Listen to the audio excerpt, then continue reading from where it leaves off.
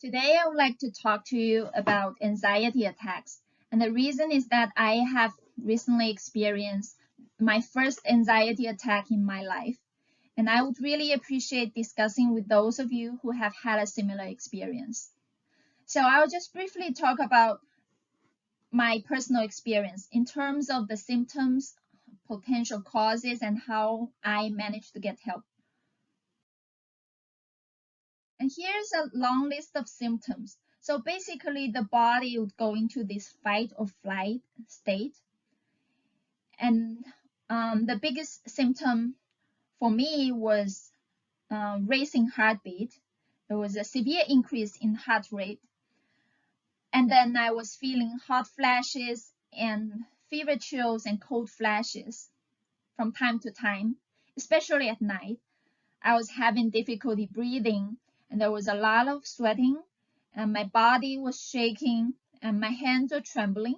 I remember after midnight, I was not able to fall asleep, so I was sending a text to my partner. I couldn't even type properly on my cell phone. I had a stomach flu, a diarrhea. I could not fall back asleep for the whole night, and there was no way to control my thoughts.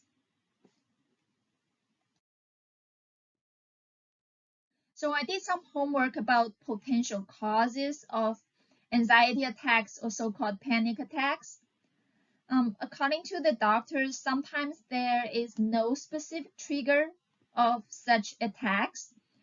However, some previous trauma may have been the cause, and the chronic buildup of stress may be the culprit here because the stress hormones are going to cause an imbalance of hormone levels in general, and that may set the body into this fight or flight state. And in some cases, a physical illness diagnosis may cause people to panic, but that does not seem to be the case for me. How to get help?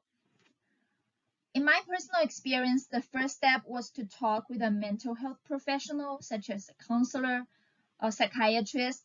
I was talking with my therapist, and she was able to diagnose my anxiety issues.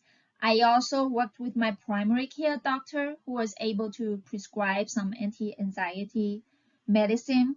And she also ordered a blood test just to rule out some other issues that may be causing the imbalancing hormones.